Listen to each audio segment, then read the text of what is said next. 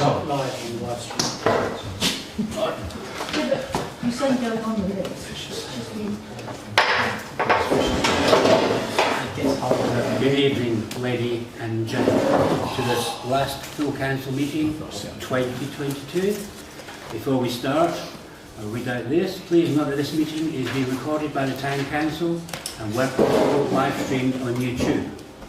Please note that the recording device is sensitive and the live stream may be recorded by third parties, so do not say anything you do not want recorded.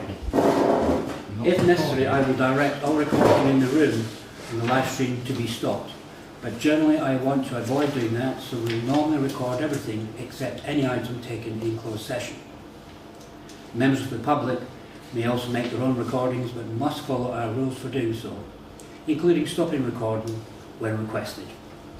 Whilst we do not accept anonymous speaking at the public forum, members of the public who wish to speak but do not want their name published must please indicate this before saying your piece. Thank you. Agenda. Item 1, apologies for absence. Chair, we have apologies from Councillor Furman, Councillor Carini, Councillor Jones and Councillor Liz Smith. Thank you very much. Agenda item 2, declaration of interest and request for dispensations. For members to declare any interest they may have on items on the agenda and agree any dispensations to stay. Item A, disposable pecuniary interest. B, other registrable interest. C, non-registrable interests. None? Thank you. Agenda item 3, minutes of the meeting of the Town Council held on Monday, the 28th of November 2022, to confirm the minutes of the Council meeting held as a correct record.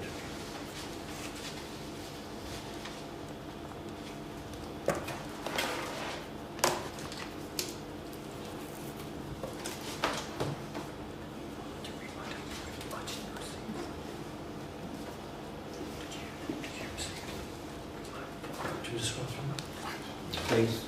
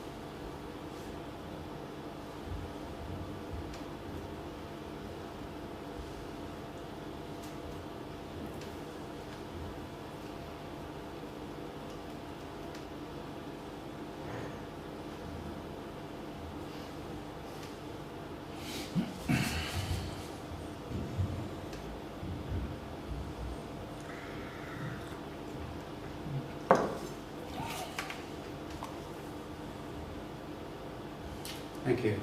Can we have a proposer for these minutes? Councillor Dave Smith, seconder. Councillor Burns. All those in favour? Carried. So can I just say, thanks to the vice competence that's got me down as vice chair on the at the top there. So I don't think I am, but. All right, yes, that has apologies for that. Sorry. Remove that.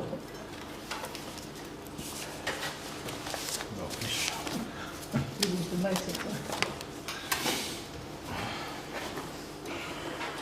Okay, moving on to item 4, to note the progress of actions arising from the minutes not already covered by this agenda. A, C22, Elite 145, ambulance response times. So I've submitted the letter to the Chief Operating Officer and copied it, Tom Abel. It's also gone off to the Chief Executive of the That's good. whatever the health board is called now. That's good. So it's on there. I had a meeting with Matt Hancock last week, and he was talking about the ambulance issue, and he's going to attempt to arrange a meeting with them and try and get somebody from the Department of Health along as well. If we don't have any luck. The last I heard from the East itself was from a more senior communications manager, basically saying that they're still trying to arrange somebody to be available to meet with us. So they haven't moved at all. So it's exactly the same position. We don't know any more than we knew last time, but I've carried out all the actions. We'll just have to let them unfold and see what happens. Thank you. Do you have any points, Councillor Brown? No, that I just cannot understand why they will not engage. I know they've answered emails now that they just do not seem in any hurry whatsoever.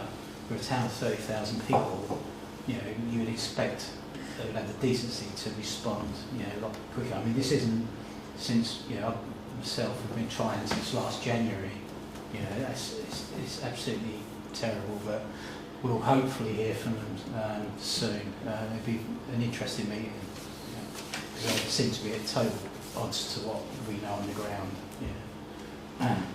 Thank you. The head of the Chief Executive's Office in Public Affairs was the last person, and that's what he said. Working to arrange a meeting, discuss detail of Terry Hicks, head of operations for the sector. I think it's important to really care board of Suffolk is represented. Obviously, we've contacted them anyway. Sorry, I don't have a specific set of dates to offer at this stage. I anticipate coming back to you within the next week. So that was 13th. So this is the next week? This is the next week. So you'll be doing an email to them tomorrow saying we will come into our January meeting? Well, they're going to have a separate meeting, especially with us. Yeah. Thanks for Chase anyway, I appreciate it. Yeah. Thank you. So that level of person that asking to come, how high is he in the chain of command? Is he? Because we don't just sort of like some minion being sent out to talk to us. You know. He's discussed it with Terry Hicks, head of operations for the sector. This is head of Chief Executive's Office and Public Affairs. Terry Hicks is South Cambridgeshire, I believe. Is that the sector? Yeah. That's what we come up with. South Cambs, yeah. But I think the challenge still is their explanation, which they gave to the BBC, according to the BBC, but not an explanation given to us, is that they replaced the RRV with ambulances, and this is simply down to what we see on the television, the detox, all the time. And the challenge, I sent it back to the BBC, and I said to Matt Hancock, and he agreed with me, is that if Haverhill was having perfectly ordinary, terrible ambulance response times, the same as the rest of the East of England area, then we would be in the centre of the bell curve distribution of response times, and we're way off that. Yeah. So there has to be something different going on. That's just how it works. Yeah. So it won't wash that somehow the same thing that's happening to every town is somehow having an effect far, far worse here. Councillor Stitchcombe? I'm afraid I have doubts whether they're competent, if anyone in East, whether they're a media officer or a manager of some sort, if they say that kind of thing, are they incompetent or confused or overworked or... It came via the BBC, so well, yeah, over the phone. It's a bit third hand, Yeah, I agree, by the time it gets here, but anyone thinks that the two extra ambulances, as far as we know, are not at the beginning of this year. That's back in 2019, isn't it? We think these two. I mean, no one knows because no one will speak to us. Really, No, but exactly. we think they're calling on something that happened in 2019 as being beneficial to the town. Well, it is, because it gives employment opportunities for people based here to hop on an ambulance and then drive away to somewhere else. So that's kind of good, isn't it? Yeah. The employment aspect of it, that they don't have to travel all the way into Cambridge to get in an ambulance and drive off somewhere. But it doesn't help the response time here. It's only a tethered vehicle, and we know there are shortcomings with the concept of tethering, but if they're not sitting there waiting for someone to have a heart attack,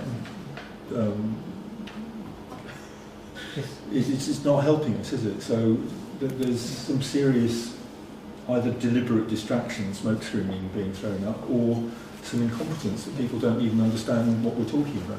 Yeah, I mean, this goes back to 2018 when they said they were going to remove the tethered RRV, and we were getting 2 double-staffed ambulances to replace them. Well, they weren't tethered to Haverhill, and basically they may start in Haverhill at the beginning of the day, but they certainly don't end up sitting here all day.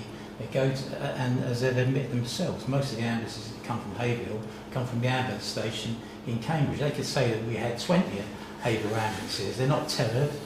They could also tell Ely that they've got 20. They're the same ambulances. And the net result of these double-staffed ambulances, they said that we were going to become Haverhill ambulances, was that we was going to get, after they took the RRV away, that we ended up with 5 hours extra cover. That's the whole thing is just an absolute joke. None of it was tethered. No, 5 exactly. hours extra, 5 hours extra employment for someone based here, which is kind of good, but it's not actual and to be fair, I think in a way is that really talking around the ambulances may be a red herring. Really what we would concentrate on is outcomes. We need people from Haverhill to be picked up at least the same as the average in East Anglia.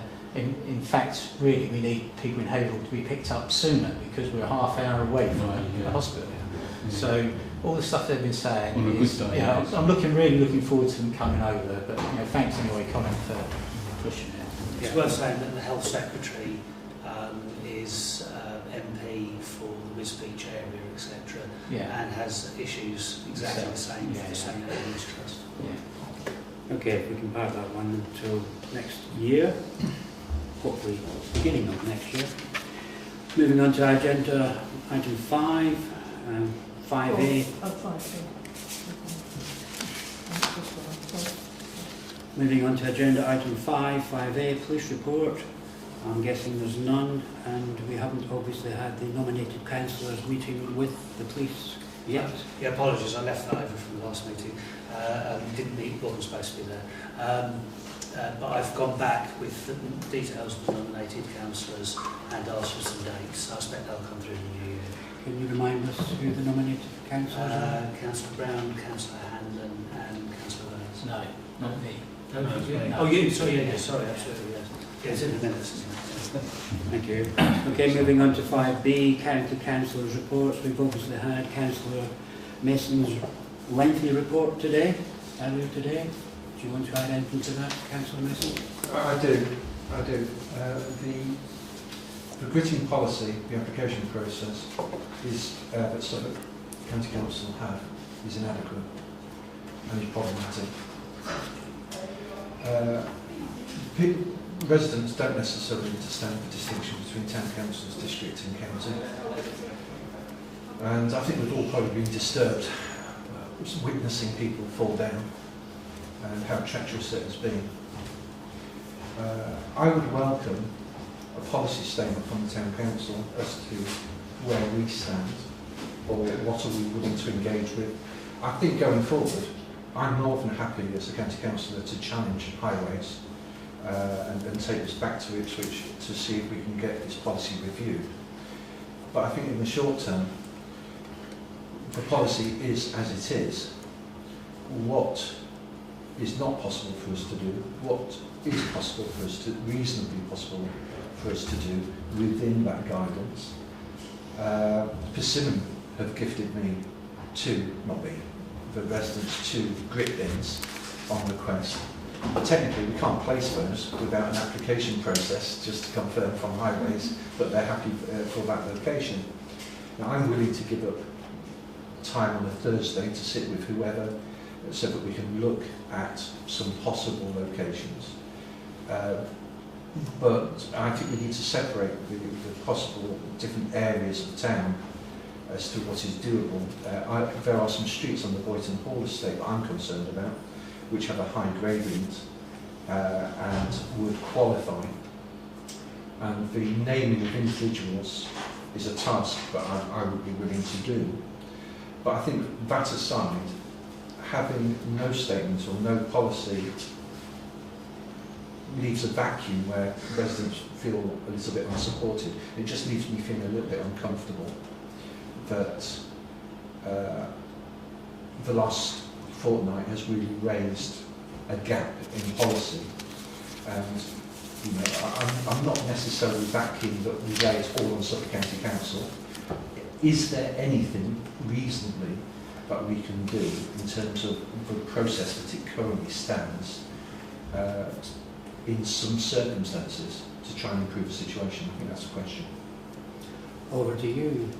Well, the policy that Councillor Mason's talking about is unworkable within the town, and that's the difficulty we have. I think if you're in a little leafy village like my village in Newton and we want a grit bin there, then there's loads of bits of Newton where there are no houses around and we don't have to get anyone's signature on a piece of paper and prove they own the property. So it's all fairly straightforward. We have over 90 bins on our list, and sometimes they're being filled, sometimes they're not being filled. We are supposed to be told if they're not going to fill them anymore, but bins that they've been filling for years and years and years suddenly haven't been filled this time. And when we've reported them, because we actually checked all the bins at the end of September, when we reported them, what we've got back is they're not on the database. We've had one successful grit bin refill request this winter, which was Beach Grove. Yeah, so you sent me the email earlier on, sorry. That's the only one so far. All the rest that we've put through are, according to them, not on their database. But what we haven't had an explanation for, and of course, the difficulty with this is nobody cares about grit bins in June, when we could actually do something about it. So we are inundated with people asking for new grit bins, which is just impossible for us to provide new grit bins. They kind of just click fingers and here they arrive. Even if Suffolk didn't have a policy that would take 6 months for approval of a bin, then I don't think we could do it particularly fast anyway. But the bins, they're supposed to tell us that they have decided not to support a bin anymore. They brought in a policy in 2018 which basically says that if a grit bin is on a road that they already grit, then they're not going to fill the grit bin anymore. Now I think a lot of these are on the junction of roads they already grit and roads they don't grit, and are for the benefit of the vehicles entering and leaving the side roads. But for some unknown reason, then they're being counted as not being filled. So that's the background. The other issue, this last week, we've just been fielding dozens and dozens of calls for new grit bins and refills, and we've been reporting on the highways toll. And for some unknown reason, Suffolk County Council has said only the parish council itself can report that a grit bin needs filling. Now, they trust the people at Haverhill to report a pothole, and they trust the people at Haverhill to report a lamp that's out, and all sorts of other road things. What is so difficult that the people of Haverhill and Bury St Edmunds and Ipswich and everywhere else aren't allowed to report their own grit bin is empty? That would be straightforward. Said we've got to do it. I also emailed them to say, emailed Highways to say, last year you did a general fill-up of all the grit bins after a very heavy, wintry, icy spell. Are you going to do the same this year? And the answer came back, not a general email, an email addressed to me, no, we're not going to do a general refill. You would have to report each and every one on the reporting tool. If any of you have looked at the Highways reporting tool website, it looks like Christmas decorations itself. It is absolutely plastered with different tabs all over the place. Why have they done that? That's Suffolk County Council staff having to process again and again and again the same piece of information as if they don't know. Suffolk Highways are not daft. They know the grit bins have all been used right across Suffolk. Why not just say, please don't bother putting any more reports on the Highways reporting tool. We get it. The grit bins all need refilling. We're going to go out and refill the lot. I mean, supposedly they're only going to refill the ones that have actually been reported, which is crazy. Rather than because if you're driving the whole way from Bury St Edmunds depot to Ipswich with a lorry full of grit, and you're doing 30 bins dotted around the town, it's just as quick to go around and do them all, isn't it? It's just, I don't understand. So we've been battling with all of this. What policy can we have? Well, there's no actual responsibility for grit roads. There's a responsibility to keep roads safe. So that's what highways do, and they spend millions. I don't know how much does it cost. I think it's an eye-watering number for one round of Suffolk roads to be done. This stuff only works under vehicle wheels. It does not work under people's feet. They come out, gritting teams come out with a different salt mix for the pavements that they do clear. And it's highways that do it, not West Suffolk. It's highways that do it. But I don't know, and I can think back to when I was a kid and it was snowing and there was snow all over the pavements. I don't recall at any point where any council came and cleared all the snow up in a town and took it away somewhere, 200-foot high snowman they're building somewhere. I don't know. It just doesn't happen. At the end of the day, whilst I really appreciate that people are falling over, I'm sorry, but it's winter, the snow's come down, it's icy. I had to scrape my car windscreen in the morning, I had to scrape it again in the evening, we all did, because as quickly as we de-ice something, it simply re-ices because it's winter. People cannot go out as if it's midday, midsummer, and expect that the roads in the middle of winter, in a freezing snap down to -11, that somehow the council, and there's like really no one knows which council, the council has miraculously cleared all of the snow. It just can't be done. So in terms of policy, we do what we can. We could put more grit bins out. But we need to know from Suffolk Highways, if we're going to pay as a council, use £300 of taxpayers' money to put a grit bin out somewhere, that actually they're not going to change their mind in 6 months' time and say, well, we're not going to refill that one anymore, because that's what they've done. Every single grit bin, I've gone back through, I've got the emails from Simon Curl, etc., right back to when Anne Gower was requesting bins. I've still got the email from her and the response from Simon Curl saying yes to all those bins. But in 2018, they changed the rules and they're still ruling out bins as it goes. So I don't know how we can set a policy, because it's not our place. We have to have a licence to put these bins out on the street. So we can't do something without Highways authority. Thank you for that. We've got quite a few councillors who wish to speak. Before they do, I'd like to just put my 2 pence in. When I was a kid, local residents, local shopkeepers used to clear roads. That doesn't seem to happen anymore. I'm also led to believe in the past that Suffolk Highways have actually cleared some of the side roads, but that doesn't seem to have happened this year. But anyway, we'll have Councillor Brown, then we'll have Councillor Burns, Councillor Smith, Councillor Roach, Councillor Marks, and then Councillor Mason. Thanks, yeah, well, Bruce has said exactly what I was going to say, is that really our policy should be to get something out on social media and ask people to be neighbourly, to clear outside their own house and their neighbours. If the neighbour is less able, please get out there. If you've got half, it doesn't take long. I've done mine, it didn't take me 15 minutes to do it.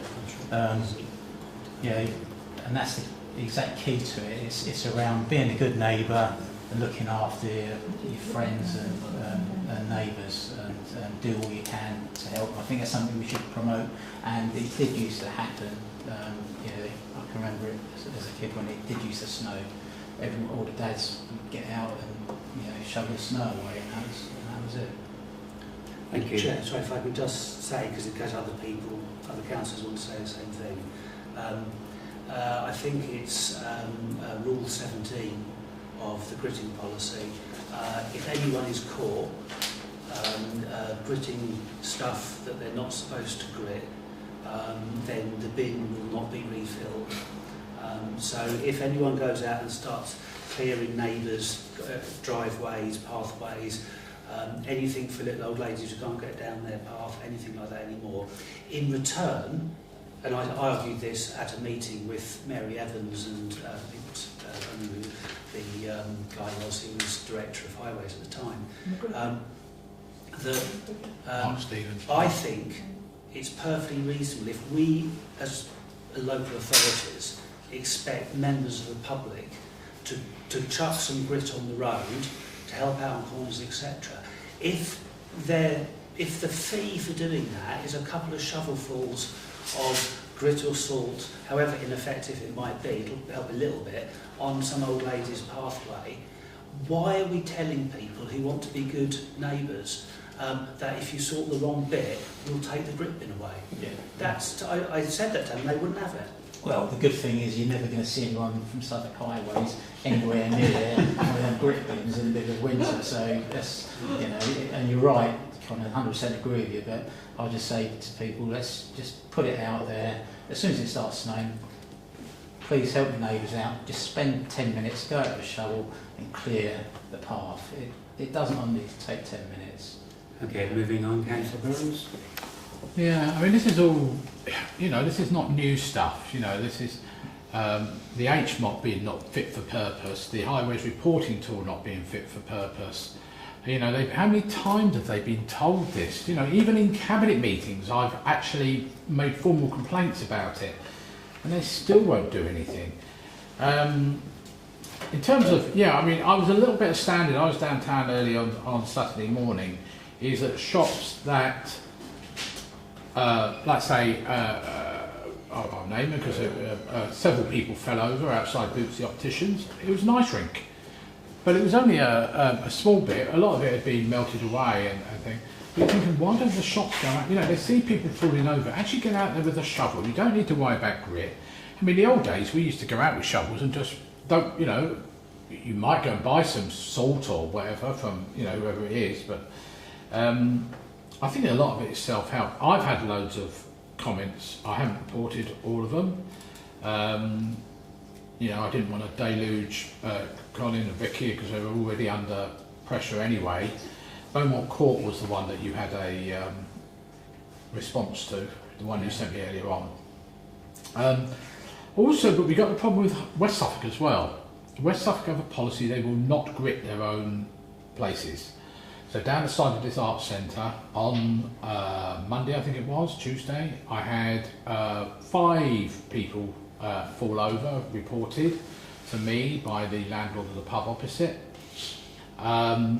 Slope down there, I've contacted West Suffolk, they said we don't grit. But then I found out they've gritted the cemetery and their own depot, quite happily, because they had a funeral going on, but they're not worried about that. I said, this is your land.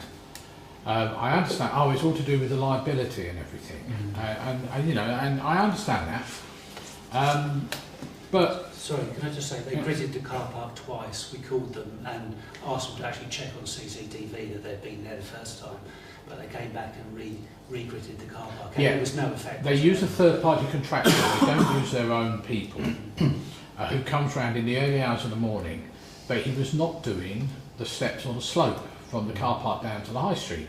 Yeah, Kevin did the steps. Sorry? Kevin did the steps. No, I know Kevin did the steps. No, I'm talking about West Suffolk now. It's West Suffolk land. It's not our land to do. So I was quite surprised about that, and I spoke to Mark Walsh about it. I said, really, Mark, this is not good enough. You really should be conscious of the human factor here. It's not the liability. If someone slips over, they're not going to say, oh, well, they gritted it and it's the wrong type of grit or something, and then turn around and say, well, I was stupid, I slipped over. You know, I didn't wrong type of shoes or something.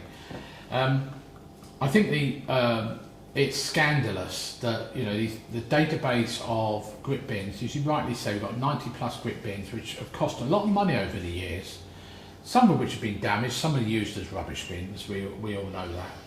But you know, that's just this town. What about all the other towns and villages have got these things? You know, what are they doing? You know, Bury must have, well, I assume Bury's got a lot more. What are they doing? And I just find it extraordinary that highways, once again, are ruling the roost over our residents. And I just don't think they're fit for purpose at all. I think they, personally, I would shut them down and start again. And that's me. Thank you. Thank you. Councillor Smith. Yeah, but you mentioned that there's different types of grits, some sort of activated by cars and others by pedestrians. So what is the grit that actually goes in the bin? Is it for the roads? But that's not really the issue as far as most people are concerned. It's the pavements, isn't it? That's where. I don't think highways are too worried about pavements, unfortunately. If you go on the reporting tool to report an icy pavement, it comes up with a message to say that you can't report it because they grit all the roads they want to grit, and that's the end of it. So the only way I could report, because it was really icy outside St Mary's, the only way I could report that it was icy and needed work doing on it was I reported the ice as a pavement defect rather than as ice, and got round their rules. But I have not heard any reply to that. Okay, so how many people actually grit the roads from the grit out of these bins then? I'm sure they're putting them on the pavement, so it just seems pointless. You could have as many bins as you like and fill them up as regular as you like. If nobody's actually gritting the pathways, it just makes no difference whatsoever anyway, because we've got the irony of where we sort of like the coldest days of the year, we got these warm places for people to go, and they can't get out to get to them because they're stuck in their houses, freezing, because they can't, you know, scared to walk across along the path. Yeah. Yes, so what do we need? I mean, first of all, we need some sort of coordination between all the councils, don't we? There's some sort of sensible chain of command, if you like, to say who's responsible for what, because it doesn't seem to be joined up thinking at the moment. That's the problem, isn't it? I really don't know what we can do about it, how we can improve this. We see the same thing seems to happen every year, doesn't it? And we never get any further along. Councillor Roach. Okay, I'm not going to add too much to this. I think we're not alone. It's everywhere, so I think perhaps we should be going to South as well and get all of the town and parish councils to perhaps gang up on county and have a unite, because it must be affected. It's not just us. And we know county do not grit pavements anyway. It's not a policy. They don't grit all the roads we think they should. So I think we need two-pronged assault really. We need South to have a combined attack at county, and then I think it's for us as county councillors to also be talking to the cabinet members to say this policy needs a rethink. And we shouldn't have to do it when we get a really bad spell of cold weather and it's suddenly a problem. We should have thought that this will be doing something before. But when we get a week like we've just had, it focuses on mine. So I don't want to dwell too long because we're not going to fix it tonight. But I think South is probably the best way to go to get a combined attack, because otherwise we'll get picked off as individual parish and town councils. Thank you. Councillor Marks.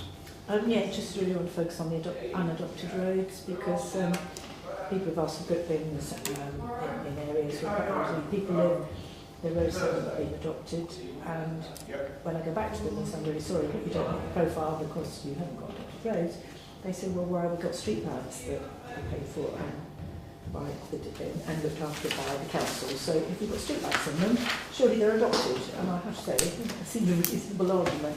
So I think no, clearly it is, but you know it's not. I know not it's that not, easy. but you know these are additional challenges. How do we expect the public even to begin to understand that they bought a house not knowing that the road was adopted, not adopted, and wouldn't be adopted, and 20 years later still not adopted? But they've got street lights that do get looked after by the council.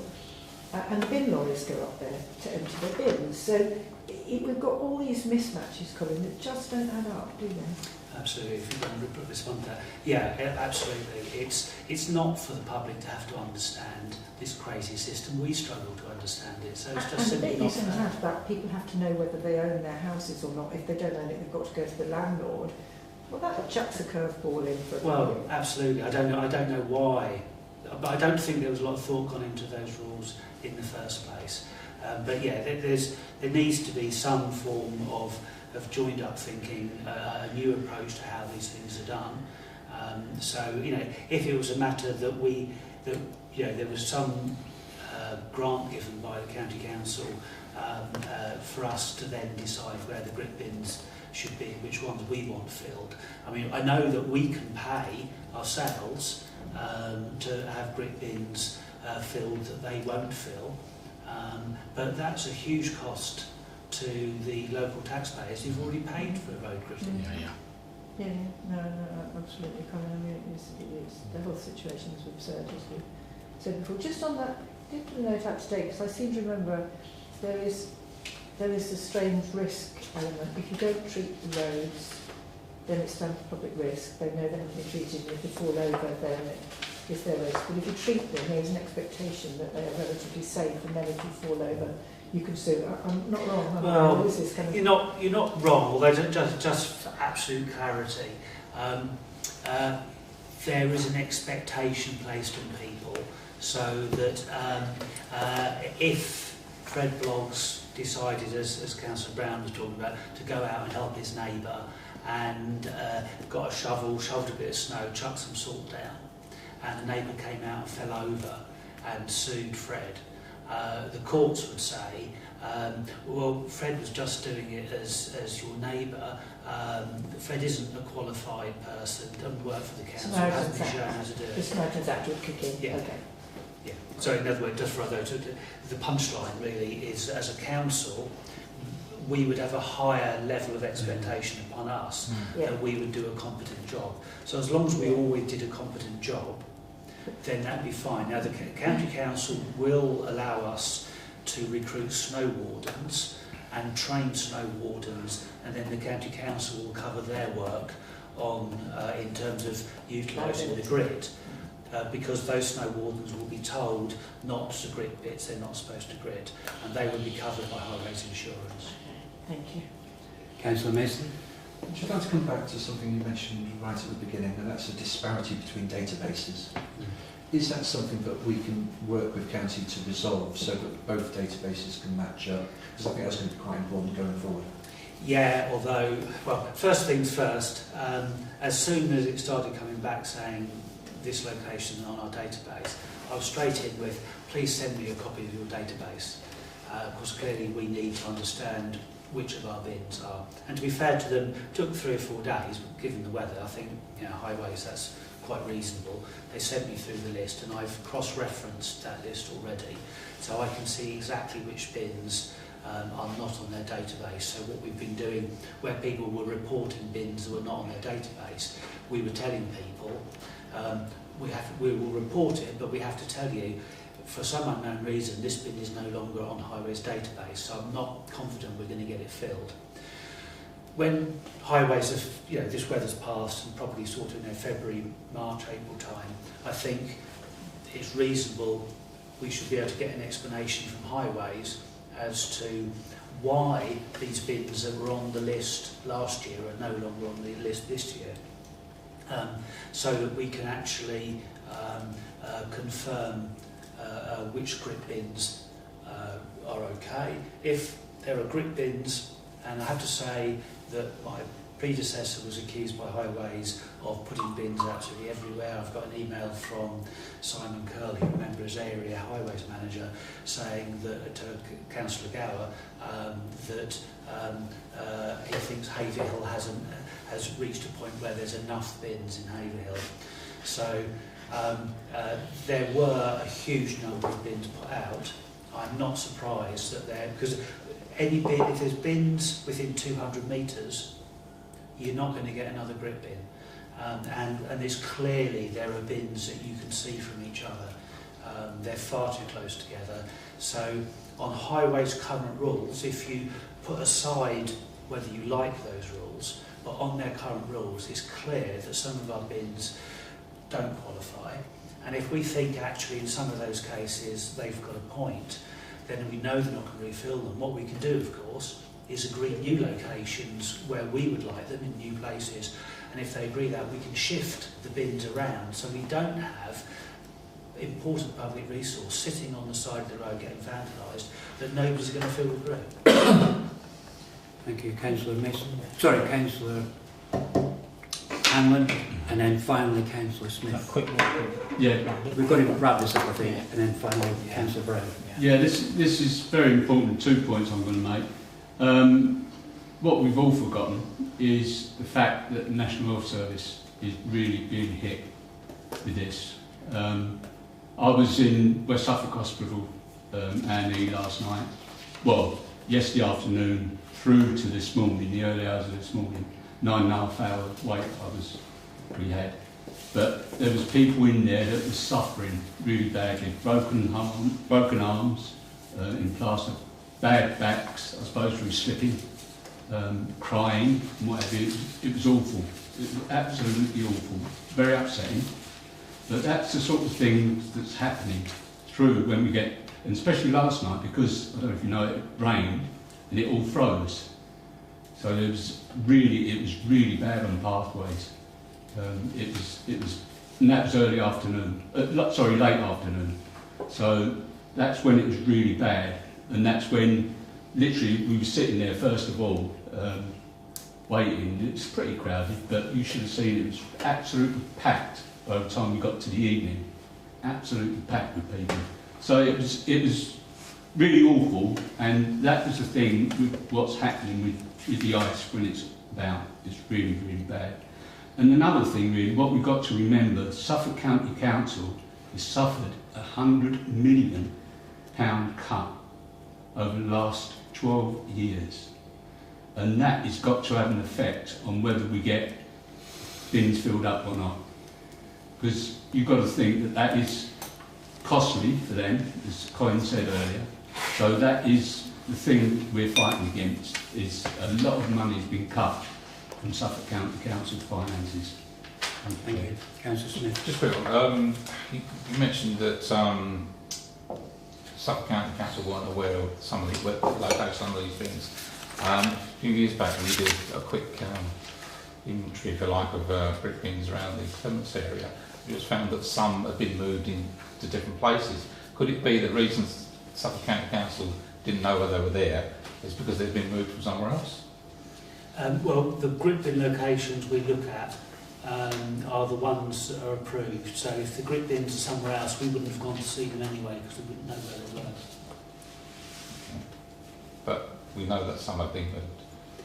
I've heard it said that there's bins I noticed through some of the occasional emails there's a report of a bin that's disappeared from one location and a strikingly similar, bear in mind they're all identical, bin has turned up somewhere else. Although quite frankly, I have to admire the industrious nature of whoever it was who went about moving a grip bin. But Especially if it's... Well, it was empty. yeah, well, yeah. They got chipped like the bins on. Councillor Brown. Yeah, just a quick point. There's a company in Haverhill, it's a small business called John the Turf. About 10 guys that works for him, very hard working bunch of guys. In the summer, most of the year they lay in turf, but when it comes to the winter time they go out for several villages around here, put salt down, etc. They're very reasonable, hard working. John only lives up the road there. It might be worthwhile just contacting him to see what his prices are. If you've got any paths that are critical, maybe it's worthwhile, you know, John's guys can't get out turfing, they're more than happy to get out. I think he does from West Suffolk. Yeah, he does. Yeah, he does. You know, it's reasonable, and it's local, and that's the great thing. He's only up there, so hopefully, I mean, his shares a yard with me. So, If you don't have a contact. yeah, it's got a website. Just check. Okay. Yeah, just Google John the Turf. It's got his details and everything on there. Yeah. apart from Councillor Stinchcombe, we've all said our little piece on this. There is no easy, quick fix, but my personal view is that yes, there needs to be some joined up thinking. And we need to make sure that it happens in the summertime and we don't wait until the next snowfall. That's assuming we're not going to get more snow this year. Can I move away from the agenda at the moment and go to 5D? Members of the public are welcome to make statements or put questions at this time. Wendy, would you like to? You say it. I think there'd be loads more people here. I don't see who it was. Well, I missed the beginning of your meeting, so I didn't, the things that you're talking about are filmed quite regularly up my way. I don't know why. Maybe we're the only one of the ones. And we do all grit each other's roads and things. We all look after each other where I live, up in the Meadowlands. But the road up from the main roundabout down at Withersfield up into ours is dreadful. I mean, you think there's a lot of traffic coming down there onto a really big, heavy roundabout. That Withersfield roundabout, there was one for Sainsbury's in the town. That roundabout is chaotic in the morning. She's got all the Cambridge traffic, and that road, all those houses are coming down from there, all sliding into that traffic. That should be gritted properly by the council. That is a nightmare waiting to happen. Someone's going to get killed there. It's going to be a bad accident. Further up into the estate is fine. So like I said, they will look after each other. But that main road, which is going to be the main road that's going to be built for the bypass, is it not? Yeah. I mean, surely someone should be taking responsibility for that road now. There's a lot of traffic coming down there. And they're coming into traffic, like I say, on that roundabout. You can't stop, you can't touch your brakes. You have to pray for an opening as you come down when the roads are like that. It's not very often, is it? What was the worst year we've had in ages. But when it's like it is, it should be done. It's disgusting. Sorry. Thank you, Wendy. Did you want to say anything else, or was it just on the grid bins that you wanted to speak? I have got some other things I bring up, but I don't know if this is the time to do it. I don't. This is the time, members of the public. Sorry, yeah. So I have sort of voiced my opinion over the last 3 years about Queen Street and how we keep getting forgotten over Christmas. You know, there's a few of us business down there. I do feel a little bit like it's, well, half of them are foreign down there and takeaways, so it doesn't matter. And they don't actually celebrate Christmas. That's an opinion I've been given by someone else.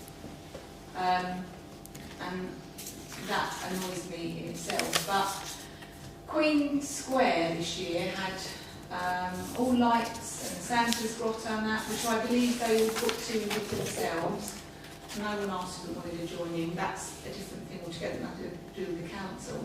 But when you go down the high street now at Christmas, but all these lovely icicle lights everywhere, it all looks really pretty. And then you walk down Queen Street, it's like the back of beyond. There's nothing down there, and yet everyone of an evening, where do you go of an evening? Down Queen Street, because that's where all the takeaways are. No one goes up the high street at night except on Christmas shopping night. So I don't know why you've got all the fancy lights up there and none down Queen Street. And then that brings me on to Christmas late night shopping that was split up, which I thought was a great idea this year, splitting it into 2 nights. But we had nothing down our end. Luckily, I get supported a lot in this town by people, and so people still came to my cafe and came down Queen Street to see if we were still open. But there was absolutely nothing down there to encourage them down there on shopping night, nothing. And I went to spoke to someone and they said, oh yeah, you're getting some reindeer. I'm like, but you didn't, I don't think you actually paid for reindeer, that was arranged by someone else. No, it was arranged, it was paid for by the council. Right, but nothing else was down that end. The reindeer were there. It was like, if you looked at the two, everything was going on up the high street and you looked to your left, there was nothing appealing to even go down there for. Nothing at all. And we are trying to run a business. We support your council all the time. I used to support the big people that were here. They all got thrown out. Someone else made the opinion that, oh well, we had a bid to help support you and do all these things. You didn't want them. I never voted them out personally. And I know other businesses down in Haverhill that did, but they still got nice Christmas lights. And I seem to be getting penalised down Queen Street. And I work bloody hard down there. I've just opened a new restaurant that is wowing Haverhill, bringing in everyone from Saffron Walden, Newmarket. I'm bringing in a lot of business in this town, and I feel like we're not getting supported at all. Well, first of all, congratulations on Anatolia. Thank you very much. That's really good. Regarding Queen Street, I'm led to believe that some of the buildings, like your building, can take anchor points, but some of the other buildings, Well, the majority of them... I was told none of the buildings down Queen Street can take anchor points. That's what I was told blatantly. And I said, well, I don't think, why is that? Because they're so old. I don't think my building's that old. I can take an anchor point.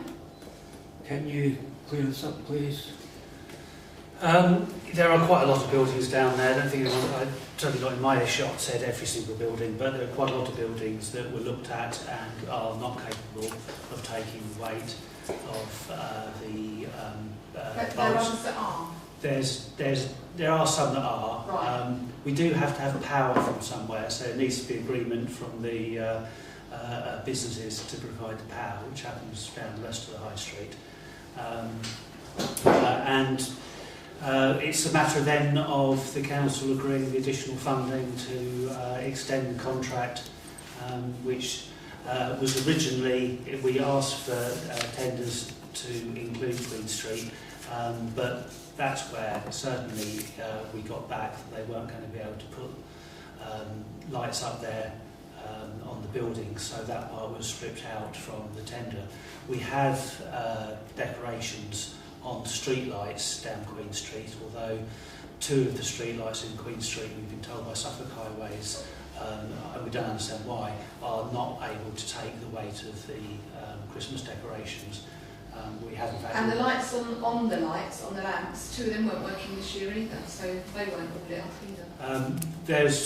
There are various power issues. There's one in Market Square as well, which there's a fault with the switchgear inside, and those belong to West Suffolk, and nobody apparently in West Suffolk knows where the power switch is to actually switch off the power to those, so we can't work on the live circuits. That's from our electrical contractors. So there were reindeer down there. There was some other stuff arranged with Queen Street. With Queen Square? With Queen Square. Queen Square, not Queen Street. With Queen no Square. one came and spoke to us. With Ellis Interiors, etc. I think take quite a lead on that. And I know that one of the things that was supposed to be in Queen Street didn't turn up. But then also some of the stuff in High Street didn't turn up as well. There was a breakdown with some of the fairground stuff. So it was unfortunate, but yes, you're right to point out that we've lost the significant buying power that the bid would have had, and also more importantly perhaps is that we lost Julie Clark, who was the contact, who was the voice of business on the planning group. You know, unfortunately there's no one batting that way, so we're doing what we can with the resources, but you know, we've reverted back to what we were able to do before anyone had invented a bid, and that's what we delivered. So the things that people were complaining about several years ago are happening again because we're back to that situation, that arrangement again. There was one year where there was a lot more going on, but that was Julie Clark and the Heart of Haverhill who were pushing for that. No, even before Julie Clark, other things used to go on down there, a lot more. And all the stalls that were asked to come to Haverhill, they were all up in the High Street, not one was put in Queen Street. I certainly will vouch for what you're saying, because on late night shopping myself, I did walk down Queen Street and I was absolutely amazed that there was nothing in Queen Street. Whereas the year before, myself and another councillor, we were volunteering down Queen Street, and it was really good. So yeah, I don't know where the blame lies on that, but clearly, yes, there was no stalls down Queen Street, so that's obviously clearly a bad omission. And it was something only that has to through be my rectified. own advertising, as I do on Facebook and Instagram, that I got customers in that night, because they wouldn't have come down there because there's nothing for them to go to. Chair, to say, it wasn't an omission, as I just told you. there was stuff down there, and there was stuff arranged to be down there that didn't turn up. So it was not an omission, please. Okay. Yeah. We can always hope and pray that in future years there will be something in Queen Street. Or go broke. That's fine. Councillor Mason? Just really quickly on 2 points. I felt it was slightly compounded because, of course, the barriers were up that particular night as well. So Queen Street didn't get any passing trade.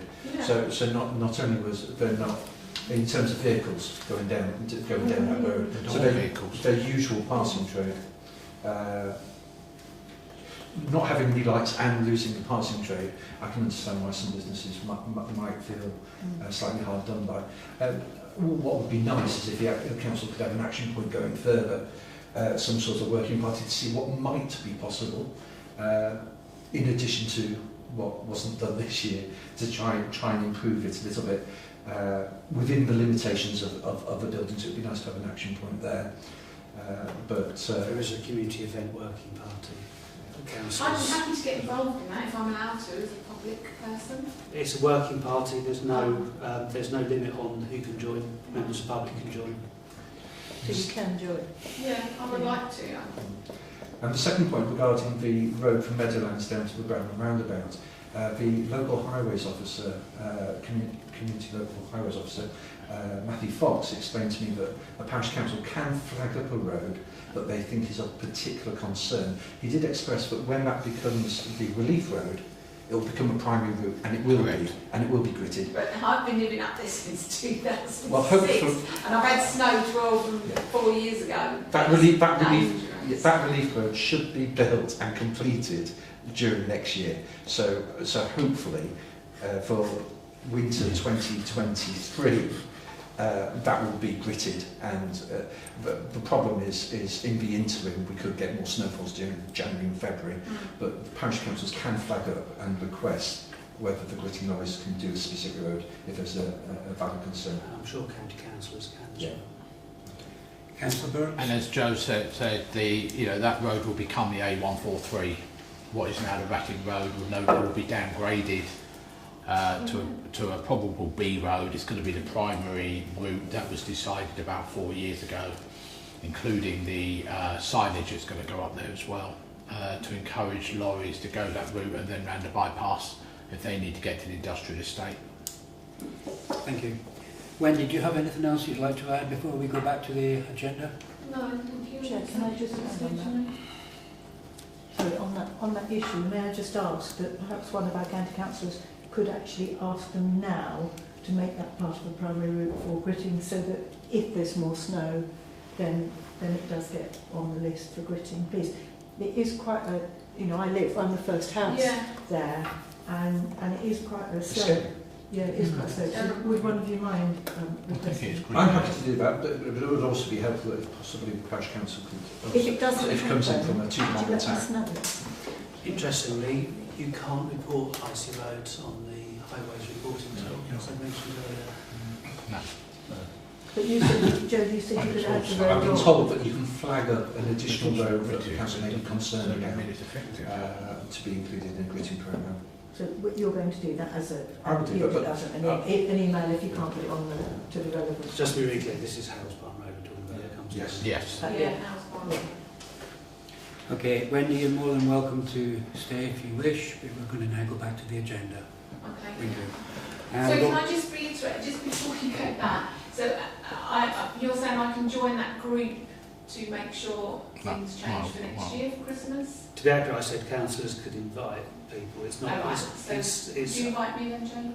Well, we have to decide that. well, the meeting would do that. Oh, right. It's in the minutes. It'll be in the minutes. Right, okay. Okay, if we can go back to 5B, I'm hoping that we finish with the County Council report. Do you have anything to say on In the County light of the Council? length we spent on this, no. Thank you. Can we move on to 5B, District Councillors' reports? Do you want to start that again, Joe? I see my report, I'm not going to add anything Okay, to it. thank you. Any other District Councillors? Councillor Smith? Just to say we got notification today that Dentate will be coming back at the beginning of February, and this time they'll be bringing 2 lands, so hopefully they'll be able to see more people. Thank you. Well done for that. Councillor. Only just to report my one, I'm not going to say anything, and also see Colin had constables county up there as well. I'm not going to talk about that either. You know, you've got it. Councillor Marks. No, nothing to say. Thank you. Okay, can we move on to item 6? Mayor's report has already been distributed. Agenda number 7, One Haverhill Partnership, to receive a report from the clerk. There hasn't been a meeting with One Haverhill Partnership. Item 8, adoption of committee reports. First of all, A, Planning Working Party, to move the adoption of the minutes of the Planning Working Party meeting held on the 6th of December 2022 and the recommendations contained therein. Can I have a proposer? Councillor Hanlon, seconded by Councillor Brown. All those in favour? Carried. And then 8B, Energy and Sustainability Working Party, to move the adoption of the minutes of the Energy and Sustainability Working Party meeting held on the 12th of December and the recommendations contained therein. We didn't send the minutes out because we were busy playing with ribbons in a sense. Unfortunately, time would have been spent doing the minutes was doing that instead. So we can. They'll go to the next meeting. Okay. And can we do 8B1 to amend the terms of reference for the working party in respect of membership to 6 councillors plus mayor? Does that need a formal proposal? If it's easier, I'd be quite happy to come off, because I attend meetings anyway, and if it's easier rather than mucking about. Are you talking about the energy and sustainability? Yeah. I'm Not on that. planning? Yeah. Okay. Yeah. I'm not planning anyway. You're the vice chair. On what? Energy and Am sustainability? I? Yes. In which case, I didn't even know Very that. happy to come on. If it's easier, but it's up to you. Obviously, I didn't attend the meeting where this was decided or mentioned, so. Chair, I'm quite happy to propose the additional member if that's easy. Seconded by Councillor No, Brown. Vice Chair. I can't, I'm not on it. Do you want to propose it then, John? Second it, then it's... I'll second it, yeah, no, that's It's fine. already all been done. Oh, sorry. No, that's fine. It's just that I can't... That's fine. All those in favour? Carried. And therefore that assumes that Councillor Mason can now go on to the Energy and Sustainability Working Party if he so wishes. For those meetings are in the evening, of course, I understand some are during the day, aren't they? I think the majority is during the day. 6 o'clock normally then. Thank you. Moving on to item number 9, financial matters, to authorise the payment list of £123,757.85. Proposed. Councillor Burns proposed. Councillor Roach seconded. All those in favour? Carried. 9B, Budget 2023-24, to consider the first draft budget for the financial year 2023-24. And you all have a nice small document in front of you, and more importantly, you've all had a briefing document circulated last week. I haven't given everyone a half day meeting. It's so small, you wouldn't ever read We it. haven't got that, so we haven't got It's on the that. screen. Perhaps to kick off, you may have seen at short notice Councillor Lucarini's suggestions at about 5 o'clock this evening, and he certainly raised some valid points. I don't know if we want to discuss that. There is a lot to obviously cover, and this is only a briefing in the sense that it's still got to go to the Finance Committee in early January and then still have to be approved by full council late January. But clearly there's some big numbers here. Any comments? Yeah, Chair, I'd like to comment. Bearing in mind that 40% of the town council staff that are on the lowest wages, which is 40% of the whole town council, are having a total 20% increase from 2022 to 2024. The rest of the staff is 6.3%. and the total cost of national insurance contribution is gone up by 10%. Heating and lighting, this is a big figure, is quintupled from 31,000 to 153,000. That is enormous.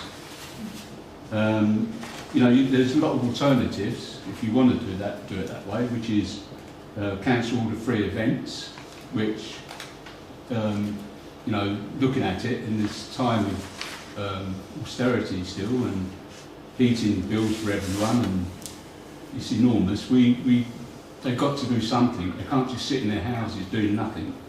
So we need that to stay. To close the zone, which is very, very important, especially for special needs as well, and other young people and parents with young children, which is 0.5%, which is not much at all. If you close the art centre, then it will reduce our council tax by £18 a year. So if you want to do that and close this great building to nothing, if you walked in early tonight, then obviously you'll see it's absolutely jam-packed. Sorry, can I interrupt, Councillor Hammond? You're just quoting what's already been stated. Are you making any comment? Yeah, I'm making comment as I go along, Chair, yeah. You know, 22%, I know it's an awful amount, massive amount, but we can't leave the next council with an enormous amount on cutting things and what have you. And, you know, we've really got to think about this really strongly. Now, I've read Councillor Green, what he said, but we've got to accept that we can't leave the next council with such a debt, because it's not the fault of the council, it's the fault of all the circumstances, the citizens, you know, from the war, from the heating, and also the minimum wage going up as well. So you've got to realise that. So to be honest, I propose that we accept this 22.2% increase. Councillor Burns? I'm not going to make any comment on the 22% at the moment, because I think Councillor Lucarini had some very valid points, which I see. I'm just reading Colin's answers, which are equally very valid as well. I mean, for today, I happened to mention that I approved an invoice yesterday for 6,000 brochures to go out in the post to people. And, you know, it's been my pet project for the last 7 years, our postal costs. The default should be electronic, not the other way around. I apologise, I can't read out there, so I'm reading off my iPad. So it says, we see strong returns on the brochure, as it has in the past presented the evidence where we get our sales from. Postage costs have dropped by over a third compared to 5 years ago, despite postal charges going up. So we are steadily cutting the post. However, our main demographics seem to prefer hard copy to digital, so we need to communicate using the method they most respond to. But I would actually disagree with that demographic thing, because we never ask them. We actually send them the brochure. We don't actually give a good document that says, do you know this costs this, I'm going to say £1 per brochure, let's say. If you took this electronically, you would save the money, that thing. So it's not just the fact that the demographics may come back from that, but I know, and I may be preempting what Councillor Rogers is going to say, is people who get it both electronically and on paper. So I think the whole thing needs looking at. I know it's only a peanuts in the scheme of things, but it's just it's all about saving money. I mean, Councillor Lucarini mentioned about the cleaning contract, which I've been going on for ages. He mentions about whether a particular supplier is good value for money. Yes, we got the effect of the war. Yes, we got the effect of the energy and all that sort of stuff. But that's just one part of the whole budget. This is to do with about the council, and I said this over a year ago. The council must be seen to making every effort to save money where it can, and shouting from the rooftops about that. Because come April, May, or even earlier than that, to be honest with you, a 22% raise, people are not going to care less. Well, it might be £1 or £2. It's 22%. Yeah. That's the big problem we got. And The PR exercise, if that's, I think Aaron mentioned that, is going to be very difficult. You know, there is an election coming up, but that shouldn't make any influence on us at all. We're in a strange time at the moment, both COVID and the results of COVID and the results of the Ukrainian situation and everything. So I think the budget itself is the first draft, if you like, is very accurate in terms of what it's got in it. I think it's factual. I don't think there's anything in there that's untoward, other than the fact that I would really love to see some real positive, let's try and save £5 here, £5 there, whatever. I mean, I mentioned about the heating in this building, you know, that's, and I know Colin's looking into this with, and others with the contractors, but, you know, that's burning money like it's going out of fashion at the moment. And until you can get that resolved, there's a problem there. You know, Aaron mentioned about advertising. You know, we spend an inordinate amount of money with, like East Anglia Daily Times, for example. But who reads it? You know, who reads it? You know, they supply about 10 copies at the local shop. That's it. The Echo, Haverhill Echo. You know, I believe it prints about 1,500 copies a week, if that. And I'm not saying they're not necessarily effective, but surely compared to online, social media, that sort of stuff, we should be able to get things in. I know what Colin, or maybe through Dan, about the films. You know, that's another matter, particularly as we've just invested a lot of money in new digital equipment, so the old one doesn't fall in. I think you know, I mentioned previously about the Halloween trail. I think it was extremely expensive. It certainly went over budget, and we got virtually no feedback from it. You know, there's virtually nothing on social media about it, despite all the work. You know, I worked from the Tuesday onwards on that event, and I really think and this is what I said last time, is we need to look at every event and say, is it value for money? We may have to stop it, we may have to change it, whatever we do. But the legacy that, you know, we leave in April, May, should at least, as Councillor Hanlon says, the next people who come along shouldn't feel that they've been pressurised into a corner by the actions of us. Thank you very much. Thank you, Councillor Roach. Yeah, I think some of those points that Aaron's made are quite valid, but they still don't fix the overall problem. And the problem is that really we've got this because of the energy crisis and the fact that our energy prices have spiralled out of control. So I suppose the question that you ask is it just a 1 year blip and will it come back down? And is this just a problem for this year? So if that's possibly the case, then you could say in the short term perhaps we just cancel some of the expensive events for this year because we can't afford it, and it's about affordability. And hope for next year the energy costs come down and we can go back to the programme, because we have a responsibility to our ratepayers that we have to cut our costs like they're doing. They're cutting back to pay their energy bills, and we should be perhaps doing that. So I think we need to look at that. So this is our first stab and it's our discussion. So I think for Pat to propose it now that's for the meeting in January, because that's where we have the proposal. So there's no point trying to do that tonight because we haven't done the homework yet.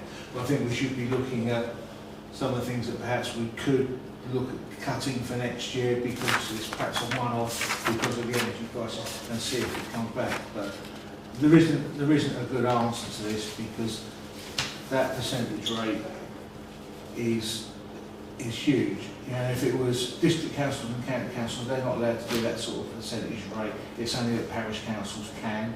So I think putting up the council tax to fix that without looking at doing something different to sort the crisis needs to be looked at first.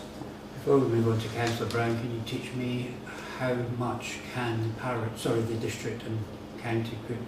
County can only do 3 and 3, and so that's the maximum they could do is 6%, and districts are limited to whatever the percent rises, or £5.95. So that's the most that they can do by law, whereas we don't have that restriction. Okay. Councillor Brown? Yeah, hard times. But due to it being hard times, I think we still need to put the events on. We still need to do the stuff that we do so well as a town council. I can remember being a youngster growing up when Haverhill District Council was dissolved, and they used to do a huge amount in the summer holidays. The events that Haverhill District Council used to do around the town, similar to what we do now.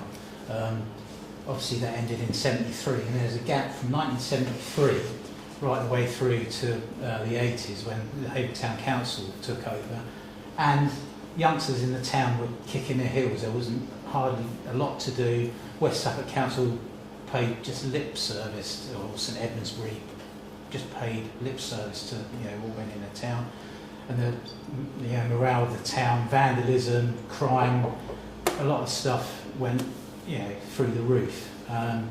It wasn't until Haverhill Town Council came along, started putting events, it started to foster a really good community spirit.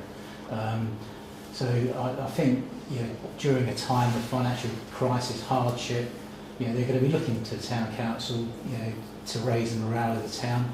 A lot of people won't be able to afford to go on holidays and things like that. Thank God we've got things going back to the splash pad and all the other bits and pieces that we do.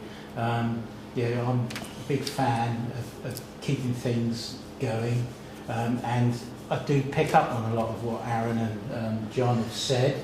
There are savings to be made. No one wants to waste money. The biggest thing that we need to do as well is somehow sort this boiler out in here, because I mean I don't know what's going on for our energy to go. In truth, it's just absolutely the price. Yeah, it's shocking, isn't it? But if we can get a more efficient, zoned heating system in here, so only the rooms that need to heat up, and there's very intelligent systems out there now. I know they cost money, but so there's burning heat and energy and all the CO2 that goes along with it. So I think to be fair, myself, I personally would bite the bullet. I know people are going to suffer. It's a rise. No one wants a rise, but the other alternative is to cut our services just at a time when people need it. I'd be very, very reluctant. I wouldn't vote for it anyway. But I would, really recommend that we do look at stuff where we can shave money off and show that we are doing what we can. And also, a lot of this has been brought on by West Suffolk and Suffolk County Council over the years, pulling out the things that they should be doing here. This place would be closed for the town council. They've been sold off, and God knows what would be in there. So, bit by bit, the grant that West Suffolk used to give us, we lost that 180,000, John? Yeah, about 10 years ago. So, local sport grant. Yeah, but it's also cumulative. Yeah, that was to make up for taking away that is the impact. We've not got back to the precept level, the tax base level. That's what I'm saying. 2012. These are all the things that West Suffolk has done to us, really. Well, it was government, wasn't it? Well, no, they could have. They did have the option of some district councils did pass it on. Yeah, I mean, to be fair, I don't need to apologise for West Suffolk. They're big enough to have. There was a lot of fuss over the fact that in the first while the government actually gave a ring-fenced amount for the local council tax support grant. It then said, it's in the central support grant that you get from central government anyway. And we've all heard that trick before. They stand up and announce thing after thing after thing. It's all in this magical rubber pot that somehow absorbs all the things the government gave district and municipal councils to.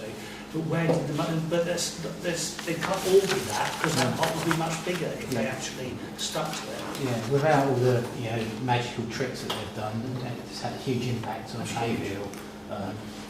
Going back to what Pat said about huge government cuts. But anyway, I wouldn't support cuts. I'm a fan of what we're doing, and I think it's critical, especially to those that haven't got any much money. Councillor Smith. Yeah, I fully endorse what Councillor Brown has said. You know, I think it's incumbent on us to sort of buy these things. Those people are less fortunate. Cuts are being made further up the food chain, and it just falls down and down, and we are the ones that end up picking up the tab at the bottom, so that our residents do have something to do in the town that aren't able to travel to Cambridge, Bury or whatever. So it is absolutely imperative that we do keep doing this. And yes, we can look at, as been said, we can trim bits here and there. I don't know how far you can go do that before it becomes such a foul imitation that it's not worth doing, but I think it is important that we try to keep as much that we do going for as long as we possibly can. Yes, people will look at 22% as that's a huge amount, but there are quite a few people in town that won't have to pay that because they are on sort of various benefits or whatever. And yeah, it is a lot of money, but at the end of the day, what would residents rather have? Thank you. I think to sum up on this, we should all give this some further thought, and obviously those that are on the Finance Committee, which will be meeting on the 23rd of January, and they will then be putting their final proposals to full council on the 30th of January, and at that point we need to make a decision as to whether we're going for 22% or perhaps a lower amount if some savings can be made. Councillor Burns. If I may, I just want to thank Colin again for the work he's done into getting this data together. I mean, it's not a 5-minute job. I appreciate that, and I think if we can all work together to try and say, well, you know, we can save £5 here, £5 there, whatever, then I think that's beneficial to the whole plan. Thank you.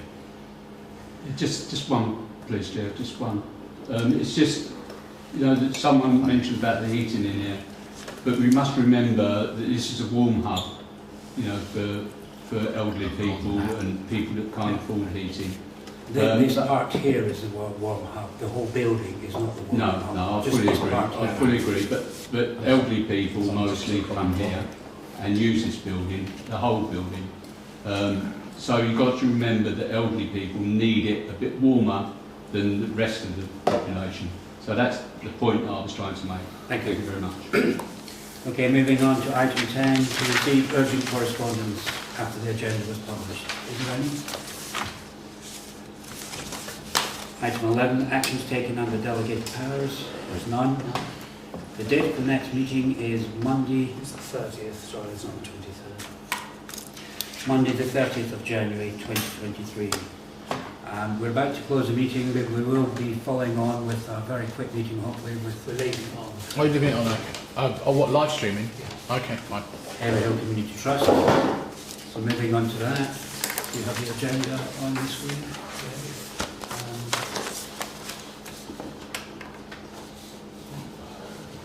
Nothing else in that one? Yeah, I hopefully I can finish by now. That's just for the I've got one. Oh, yeah, there would be on that day, yeah. Just one. just one. Do you want Just one. There's only one. So Take one, pass it on. Oh, I see. I thought there was one total. Yeah, take one, pass it on. Yeah. Oh, I've got more than one here. Oh, there you go. I've got three. Three. No, four. I think the site visit will be on the Tuesday. Okay, if we've all got the agenda, Yeah. if we can start this meeting, please. This is the Haverhill Community Trust. And on the agenda, item number 1 is election of Chair of Trustees. To elect Chair of Trustees for 2022-23. Councillor Burns. Well, I think it's we normally try to get the mayor to do the job, don't we? So I'll as it's up to the election, I'll nominate yourself, Chair. That's all right. Happy to second that. All those in favour? Carried. Accept that. Assuming you accept it, I mean, I'm just, you know. Heavy load. Number 2 on the agenda is the election of the vice chair for 2022-2023. Councillor Lee. I'll say John. Is You it don't not mind, the do deputy? you? Right. It's normally the deputy. Normally the deputy. Oh, it's not me, Sorry. deputy. Yeah, no, not me. I don't. No. Oh, right. In that case then, if it's normally the deputy mayor, then Max, I'll nominate you. I'll second that. All those in favour? Carried. Apologies for absence. Councillor Furman, Councillor Guarini, Councillor Miller-Jones. Thank you. Minutes of the previous meeting. And To agree the minutes. Sorry, Councillor Councillor Smith. Smith as well, sorry. Sure. Sorry, item agenda number 4, minutes of the previous meeting. To agree the minutes of the meeting held on the 28th of January 2022, which are about to go up on the screen. Hopefully. Although it's gone dark. We have the technology.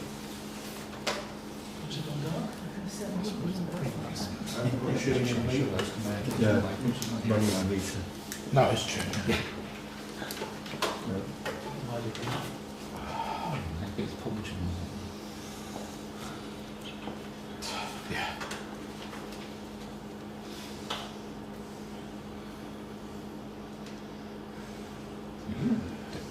You were last year, last time.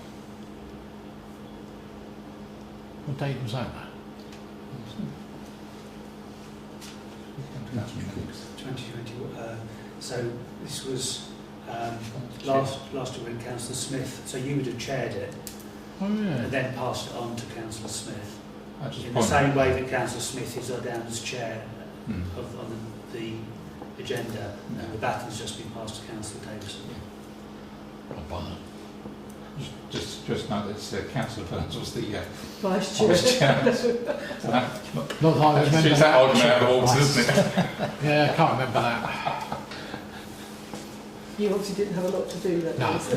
Well, in fact, we've only had a meeting, not 11 months. So. Okay, can we have a proposer to agree these minutes? Councillor Burns. Seconder is Councillor Hanlon. All those in favour? Carried. Item agenda number 5, any matters arising from those minutes? Does not appear to be any. Moving on to item on the agenda number 6, to adopt the 2021-22 accounts for Haverhill Community Trust.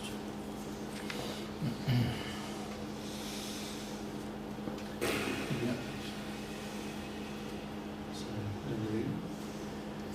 the usual page of charity, our interest in charities are interested in is the social.